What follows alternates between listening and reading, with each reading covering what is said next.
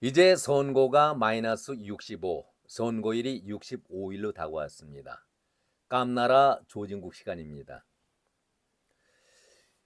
이준석이가 요즘 심기가 편하지 않은 것 같습니다. 홀로 서기에는 솔직히 부담이 되고 텐트를 치자고 하지만은 여기저기에서 불협화음이 나고 있기 때문에 본인으로서는 참 마음에 짐을 안고 있는 입장인데 창당을 하기 전에 그는 호기 어린 투로 영남과 서울의 지지 세력이 자기 자신에게도 깜짝 놀랄 정도다. 의미 있는 그러한 지지율을 보이고 있다라고 자랑을 한 적이 있었습니다. 그때의 지원자들이 한 4만에서 5만 정도를 넘어섰고 그 가운데에는 서너 명 정도는 바로 투입해도 지장이 없을 정도의 사람이 모여 있었다. 그런 자랑을 언론에 띄운 바 있었습니다. 그리고 지난달 20일에 창당을 했지요. 그가 창당을 하면서 바로 합당이 된다면은 구성원들에게 코미디한 꼴이 된다. 이런 얘기를 했었죠. 그런데 합당이 바로 나흘 후에 이루어졌습니다. 한국의 희망의 양향자와 합당을 하지 않았습니까? 그렇다면은 자기 자신이 한 말, 그야말로 자기가 스스로 코미디를 한 꼴이 되고 말았죠. 아주 이재명을 판박이식으로 닮아가고 있는데, 아니 제가 볼 때에는 이재명과 이준석이는 한 형제와 같은 그런 분위기입니다. 핏줄이 같겠고 또 유전인자가 같지 않을까, 그런 생각을 가져봅니다. 오늘 이준석에게 이재명이 큰 선물을 했죠. 선거제를 갈팡질팡 정하지 못하고 있었다가 65일 남기고 준연동제로 4년 전에 욕을 먹었지만 그 준연동제를 다시 한번 택해보겠다, 그런 발표를 했습니다. 아무튼 이준석의 개혁신당이 기대와는 다르게 바람이 빠졌는지 아니면 바람이 어디서 새는지는 모르겠지만 라버라는 용달차를 타고서 여기저기 전국을 누비고 있는데 여론이나 언론의 주목은 기대 이하로 차갑거나 저조합니다. 그리고 얼마나 전국을 다니고 있는데도 지지율이 높아지지 않으니 몸이 닳겠습니까? 안달이 날 정도죠. 뉴스에서 취급하는 분량도 또 뉴스의 그 밸류 자체도 뒤로 밀려나가고 있으니 무척 답답할 것이다, 그런 생각을 가져봅니다. 엊그제 한국갤럽에서의 여론조사 개혁신당이 3%의 지지를 보이고 있다라고 하니까 답답하라고 생각이 들 겁니다. 혹시 이준석은 국민의힘이 엊그제 3일에 공천 신청을 마감했죠. 이제 본격적으로 공천 시험을 보게 되는데 그래도 몇 석의 이삭 줍기는 가능하지 않을까, 이렇게 기대를 하고 있겠지만은 다들 정치에 있어서는 산전수전을 겪었던 사람들이 글쎄요, 이준석이의 성격을 알고 있는 입장에서 얼마나 개혁 신당 쪽으로 움직일까 의문도 들지만 이준석은 이래저래 마음이 불편한 것은 사실인 것 같습니다. 홍준표의 말이 저는 떠오릅니다. 이번 총선에는 제3지대가 설 자리가 없다. 양대 정당의 판으로 끝나게 된다. 설령 당을 만든다 하더라도 포말 정당으로 곧 사라지는 정당이 될 것이다.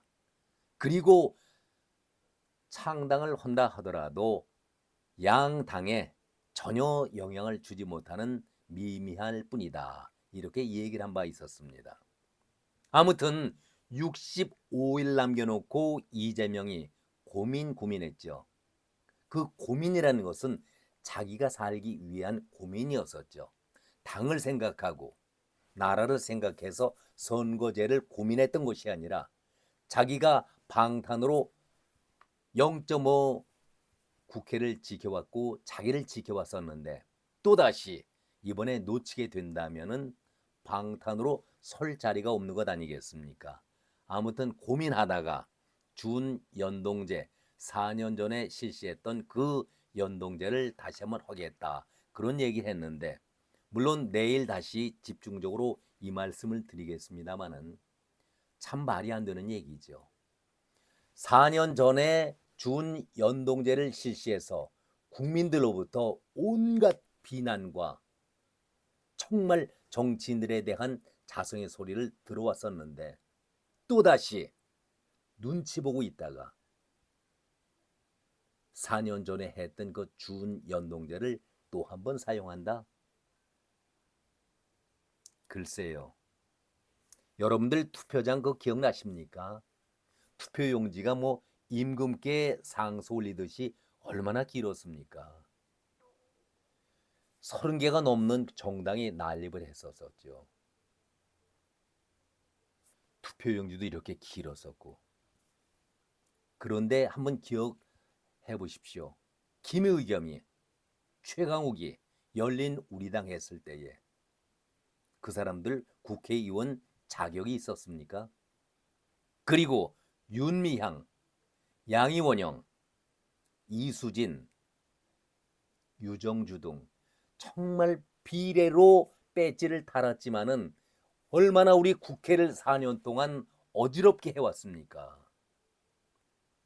지금 이런 또 준 연동제가 실시가 된다고 하면은 조국이가 내일 모레 2심 선고 판결을 받는데도 옥중에 들어간다 할지라도 또 배지 달겠다고 나서겠지요. 송영길이가 이미 옥중 창당을 선언하지 않았었습니까? 나라 꼴이 어떻게 돼가는 겁니까?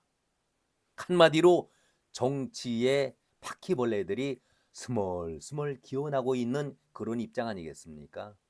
아무튼 이 나라가 깨끗한 정치, 바른 정치를 이제는 해야 한다 하는데 이재명이가 그대로 꼼수꼼수를 부리다가 오늘 결정한 것이 준 연동제를 다시 한번 실시하겠다. 그러면서 상대 국민의 힘이 이렇게 나오기 때문에 우리로서는 어쩔 수가 없다라고 상대에게 비난의 화살을 돌리고 있습니다. 아마 국민들이 이번만큼은 제대로 평가하리라고 믿고 다음 얘기를 이어가겠습니다. 아무튼 이준석이가 틈만 나면은 갈라치기를 시도했었는데 오늘 얘기는 이제 이준석 위주로 가기 때문에요. 자기 표, 다시 말해서 2030의 젊은 세대들 그 가운데서도 남성표를 얻겠다라고 생각을 해봤었는데 한국갤럽 여론조사 결과는 정반대 상황이 벌어지게 되니까 이준석으로는 대단히 곤혹스러운 것이죠. 자기가 기대했던 그 조사의 기대치, 예상도가 완전히 무너졌던 겁니다.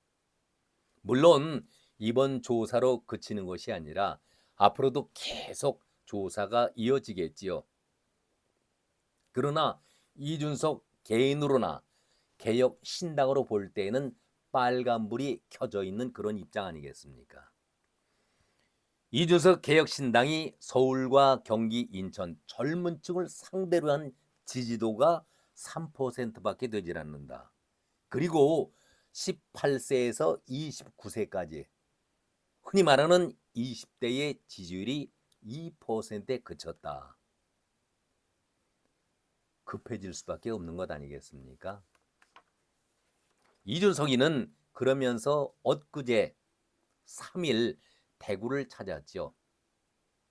오늘 박근혜 전 대통령이 북콘서트에서 대단히 성황을 이루고 좋은 반응을 보였다는 얘기도 들리고 있습니다마는 3일 대구를 방문해서 박근혜 전 대통령 주변에 본인의 영달을 위해 아주 안 좋은 형태로 그분을 활용하는 이들이 있다. 이런 얘기를 했습니다. 참 너무나도 뻔뻔한 얘기 아니겠습니까? 박근혜 전 대통령 주변에 본인의 영달을 위해서 아주 안 좋은 형태로 그분을 활용하는 인물이 있다. 대구 칠성시장에서 기자를 만나가지고는 박근혜 전 대통령이 이제 5일 북 콘서트를 여는 것과 관련 오늘 열었지 않습니까? 박 전 대통령도 그런 분들에게 휘둘리지 않으셨으면 좋겠다. 이런 생각을 항상 하고 있다. 이런 얘기를 했습니다. 저는 이 말을 듣는 순간 참으로 뻔뻔하고 후안무치도 이 정도일까 그런 생각을 가져봤었습니다. 어떻게 이런 말을 할 수가 있을까요? 아니, 박근혜 당시 비대위원장 때에 이준석이가 25살 비대위원이었었지 않습니까? 그런데 박근혜 대통령의 후광을 얻고 그 뒤에서 술 대접받고 이권 챙기고 성접대까지 받지 않았었습니까? 그런데 본인의 영달을 위해서 박근혜 대통령을 이용하는 인물이 있다. 어떻게 이런 얘기를 할 수가 있겠습니까? 성접대받고 문제가 되니까 심야에 자기 측근인 김철근을 대전까지 내려보내서 7억 원짜리 합의서 써준 것 여러분 다 기억하시지 않겠습니까? 아니, 자기 자신이 박근혜 대통령을 이용해서 자기의 이권을 챙기고 지저분한 행동은 다 했던 사람이 박근혜를 활용하는 인물이 있으니까 박 전 대통령도 여기에 휘둘리지 않았으면 좋겠다. 이거 말이라고 합니까? 이렇게 뻔뻔합니까? 본인의 영달을 위해서 박근혜 대통령을 이용하는 이들이 있다. 대구 칠성시장 앞에서 기자들에게 어제 그랬죠. 박근혜 전 대통령이 북 콘서트를 여는 것과 관련해서 그분들에게 그런 분들에게 휘달리지 않았으면 좋겠다. 저는요. 이준석만큼은 박근혜 대통령의 이름 자체를 거론하지 말았으면 한다. 그런 생각을 갖고 있습니다. 어디에선가 이준석이가 박근혜 대통령에게 빚을 지고 있다라는 말을 한 것을 제가 기억을 하고 있는데 마치 문재인이 조국에게 마음의 빚을 지고 있다. 그런 말과 같은 얘기입니까? 정말 이준석 씨, 당신은 천인 공노할 용서받을 수 없는 가증스러운 사람입니다. 당신을 키워준 사람을 배신하고 그 배신으로 끝난 것이 아니라 박 대통령이 감옥에 갔을 때에 당신이 어떤 조롱과 비아냥을 했습니까? 인간으로서는 도저히 할 수 없는 행동을 하고 박근혜라는 이름을 들먹거리면서 박근혜를 활용해서 또 박근혜 대통령이 휘둘리지 않았으면 좋겠다. 제정신으로 하는 말입니까? 대구에 갔으니까 대구의 정서를 감안해서 감성풀이하는 것 충분히 이해할 수가 있겠지만 대구가 당신의 그런 손에 당신의 입놀림에 호락호락한 곳이 절대 아니라는 그런 말을 먼저 드리겠습니다. 대구 출마와 관련해서는 또 이렇게 답변을 합니다. 전략적인 판단을 해야 하는 상황이다. 대구 시민들이 응원해 준다면 언제든 영광스럽게 받아들이겠지만 아직 결정할 단계는 아니다. 그러나 대구 12개 지역구에 후보를 내는 것에는 가능하다고 본다. 저는 이 말을 듣는 순간 앞서 말씀드렸지만은 서울과 영남, 특히 대구 보수 지역인 심장인 대구에서 승부를 걸겠다라고 얘기하면서 30석도 가능하다고 얘기했던 사람이 이준석 아니었었습니까? 그런데 요즘 대구에서 개혁신당과 이준석에 대한 지지도가 굉장히 떨어졌죠. 그러니까 말을 또 이렇게 바꿉니다.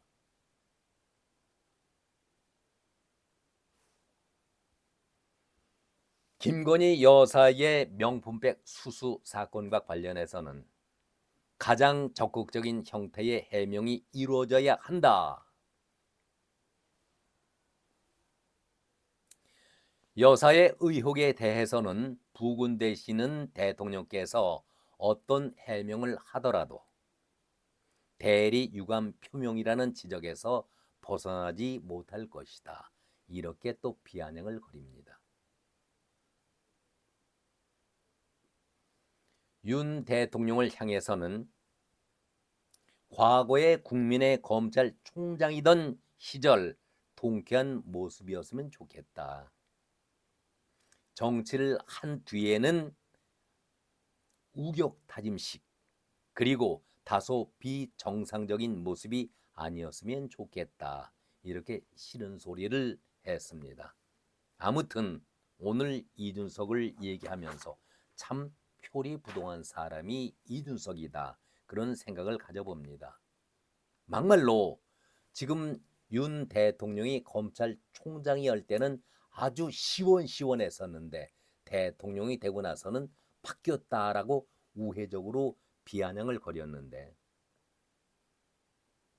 국민의힘에 자기가 몸담고 있었을 때에 얼마나 깽판이라는 깽판은 노골적으로 다 쳤던 사람입니까? 당의 위상을 추락시켰던 장본인이 이준석 아니었습니까? 그런데 이제 와서 검찰총장 시절을 운운하면서 참 창피한 것이죠. 윤석열 대통령이 그 당시에 자기가 당 대표로 있었을 때에 후보로 들어와서 얼마나 손 아래 사람 대하듯이 인격적으로 낮춰보고 비아냥거렸던 거 여러분 다 기억하실 거 아닙니까?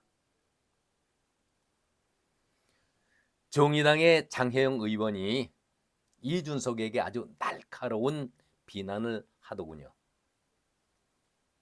너무나도 정확한 지적을 했기에 잠시 인용을 해보겠습니다.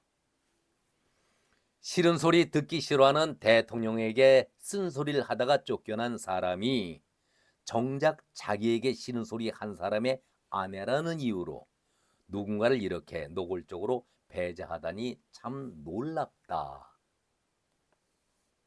이렇게 얘기를 합니다. 이준석은 개정 미래당과의 통합을 불가능한 인물로 정의당 출신의 배복주 전 정의당 부대표를 언급한 바가 있었다. 배 전 부대표는 휠체어 지하철 탑승 시위 등을 놓고서 이준석과 날카로운 대결을 벌였던 장애인 전장의원이라고 하죠. 전국 장애인 차별 철폐 연대의 대표 박경석의 부인이기 때문에 반대를 하고 있다는 얘기입니다. 이준석은 언론과의 인터뷰에서 이준석을 원색적으로 비난하는 걸 업무로 삼는 분들이 있는데 그분들이 개혁 신당에 함께 하려는 건지 이해할 수가 없다. 그러면서 대표적으로 전국 장애인 차별 철폐 연대라는 단체가 있는데 그 단체의 박경석 대표의 부인 되시는 분이 바로 제가 말씀드리는 배복주 전 정의당 부대표. 사람을 꼬집어 가지고 이렇게 비난을 하는 것입니다.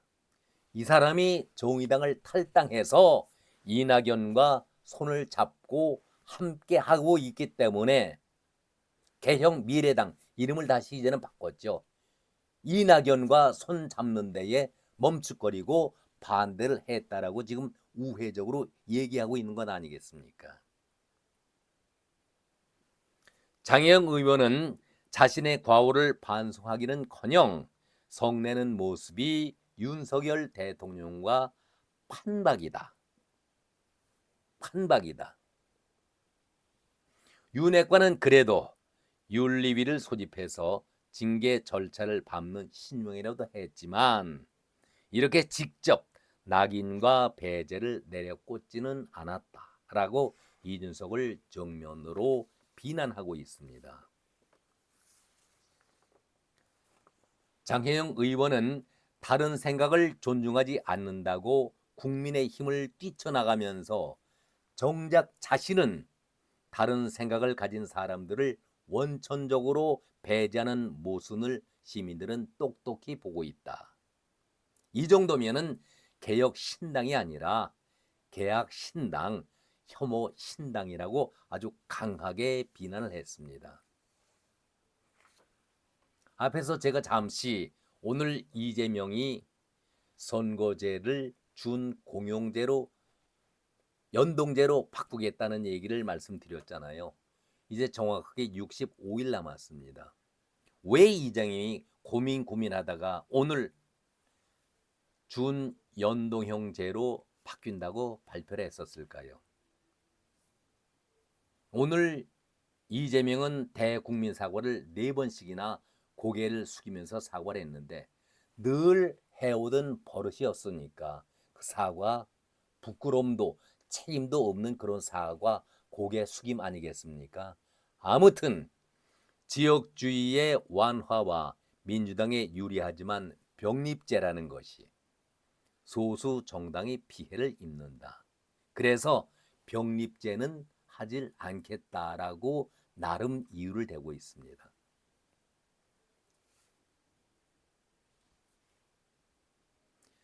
여당의 위성정당 창당에 맞대응하는 위성정당 창당은 반칙에 반칙으로 응수하는 정당 방위이지만 준연동제를 껍데기로 만든다고 했다. 준연동제는 불완전하기는 하지만 소중한 한 걸음이다. 과거 회기가 아닌 준연동제 안에서 승리의 길을 찾겠다라면서 4번 고개를 숙였습니다. 4번 고개 숙인 것이 지난 총선 때에 위성정당 만들겠다고 한 것을 사과했고 대선 공약으로 위성정당 금지를 약속했는데 그걸 지키지 못해서 또 사과를 했고 약속드린 위성정당 금지 입법을 하지 못한 점도 사과를 했고 결국 준위성정당을 창당하게 됐으니 또 한 번 고개 숙여서 사과를 드린다. 그래서 4번 사과를 했습니다. 그러면서 그는 과거 회기가 아닌 준연동제 안에서 승리기를 찾겠다. 한마디로 국민들을 우습게 보았던 것이죠. 이제 우리 국민들은 65일 남은 선거일 앞두고 모든 것을 떠나서 국민들의 바람은 깨끗한 정치 아니겠습니까? 깨끗한 정치하는 사람들을 고르는 데 집중을 해야 합니다. 저는 오늘 이재명이 하는 그 사과를 보면서 또 한 번 인완 위원장의 말이 떠올랐습니다. 우리 정치는 국민들에게 늘 피해와 희생만을 강요했었는데 이제는 우리 국민들에게 정치가 진정으로 희생했던 것을 보답해 드리면서 국민들에게 봉사하고 국민들에게 희생하는 그런 의원들이 되겠다. 그런 정치를 해야 한다라고 얘기했을 때에 느끼는 바가 참 컸습니다. 그러기 위해서라도 우리는 이제 바른 정치인을 찾아야 합니다. 오늘은 여기까지입니다. 여러분 고맙습니다.